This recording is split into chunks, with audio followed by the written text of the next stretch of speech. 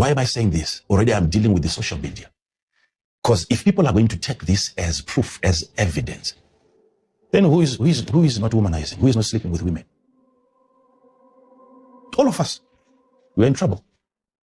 At this juncture, I would like to gladly withdraw my previous remarks when I associated or distanced this particular native doctor from Zimbabwe called Makandiwa from immorality, from the immorality bracket, promiscuous pastors and prophets bracket, because I had classified him as one that does not engage in those type of rituals. But you have just heard him on record. They all do it. That's their mode of operation. They are all involved in these kind of rituals. So I withdraw what I had said earlier. If I were BBC, I wouldn't have entertained that. If I'd entertained, I would do a better job. Go further. Get to the place. Find ways. You can also book. You can also call. You also have beautiful ladies that you can also send. And they go there, they stay there as a guest. You have resources. You can't send 50 beautiful women and one of them is not picked.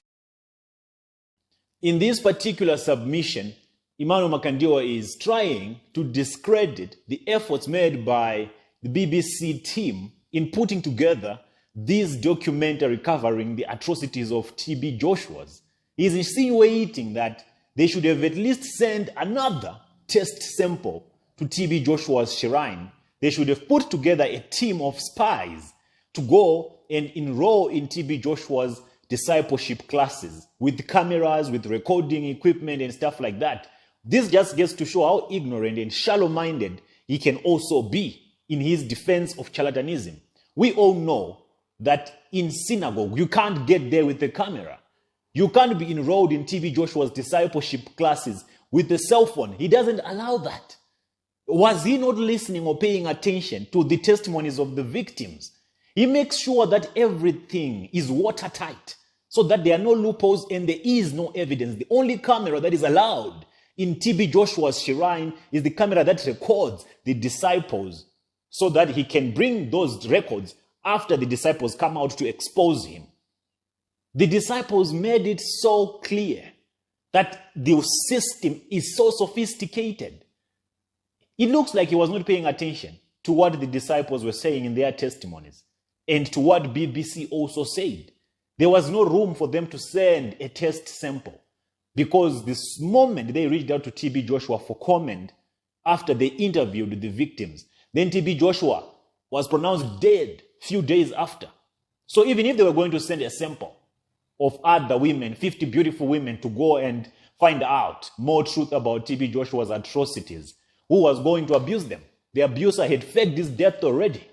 So now let's address this particular bomboclat called Emmanuel Makandiwa. And we all know the reason why he is coming out lukewarm. He is neither here nor there. Even though in some of his remarks, that's why I only quoted 2 parts. Those are the only few sensible things that I picked from his entire 2 hours or 3 hours talk of rubbish. He's bent on trying to be in between, trying to bring out a balanced narrative. But when we have a case of this nature, when we have the caliber of TB Joshua being put to question and a group of young individuals giving their testimonials about how they were oppressed, how they were dehumanized, how they were severely forced to engage in practices and activities that were not part of their job description, I don't see any room or any need for us to give a balanced analysis or any need for us to find neutrality in dealing with situations of that nature. TB Joshua did the worst. TB Joshua destroyed lives. TB Joshua robbed these young disciples of everything that they had hoped to become or achieve in these circles of spirituality realms or in these spiritual upliftment journeys that they had decided to take on. There's a reason why Emmanuel Makandiwa is trying or is making an effort to defend TB Joshua, because he knows this day is also coming. He is one of them that have abused many. It might not have been the same way TB Joshua abused, but his own way of abuse, it comes physical. There's a particular woman that I would like to make reference to. May her soul rest in peace, who was Emmanuel Makandiwa's #1 victim. The only one who was proud and bold enough to come out and talk about how she was brutally targeted by Emmanuel Makandiwa, about how much of trauma she went through in the hands of Emmanuel Makandiwa. He might talk slow as he talks. He might sound to be gentle and polite, but this man is on the very same level with TB Joshua, or maybe even worse. Just listen to a short snippet of her mini experience with Emmanuel Makandiwa. And I want to say to Prophet Makandiwa and Prophetess Makandiwa, when I was in your ministry, I was very faithful to you. There were times you'd call me to your house for dinner. I would sit with you on your table. You would talk about deep things. You never heard about any of those things coming out. That's how loyal I was to you. And when I wrote you a letter asking you that we may talk, and you decided to take it legal, you destroyed my life. Because I felt that you were people of God, and I believed that as people of God, you had a heart of solving matters amicably. But instead of solving the matters amicably with me, you said we would take you to court. And the brutality that you brought upon my family, I fear church because of you, Prophet Makandiwa. I fear churches. I fear going to church because of what you did to me.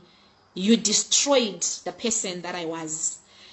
I felt like you being the one who was called by God. You were the one who was supposed to show me the love of Christ, because me, I'm a Christian. I'm not called. You are the one who is supposed to show me the way. You used to preach about peace on the pulpit. You used to preach about, solving things amicably. But Prophet Makandiwa and Prophetess, you destroyed my soul. You destroyed my faith. You made me question a lot of things about God. Until I met pastors who were willing to pray with me to the journey of healing, because the damage that you did to my life, it can only take God to restore me. I didn't sue you, Prophet Makandiwa. I wrote you a letter which came through Mutamangira and Associates asking you if we could talk.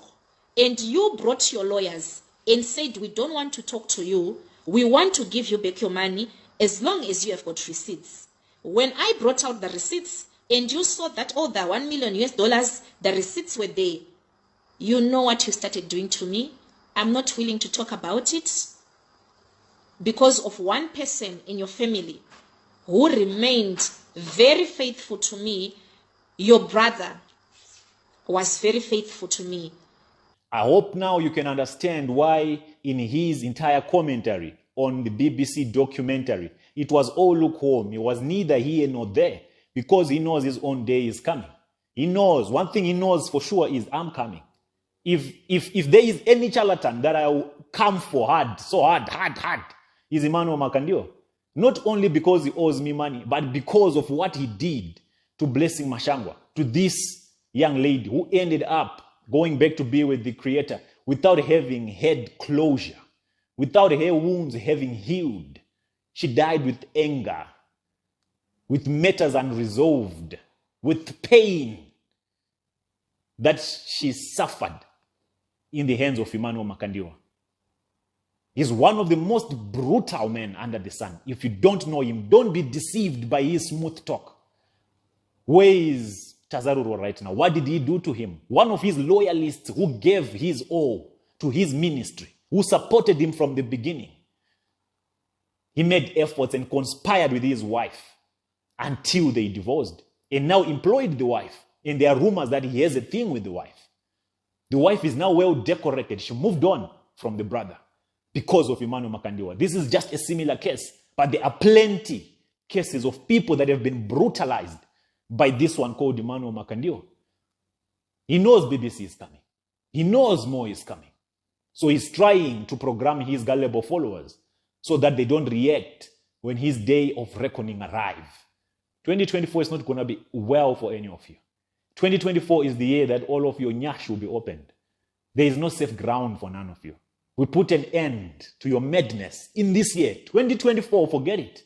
To all the young ministers that are thinking, planning of running shrines, of becoming prophets or pastors, forget about it. The industry is going to be nowhere to be found. The industry is going to be history. Because 2024 will break them into pieces. So do not pay much attention to this one called Emmanuel Makandiwa. He's more savage than TB Joshua, or they are probably the same. This one will even set you up and throw you to jail for more than 6 years, for more than 10 years. He can do it. That's how cold he is. You don't understand. I'll bring you more exhibit about his brutality.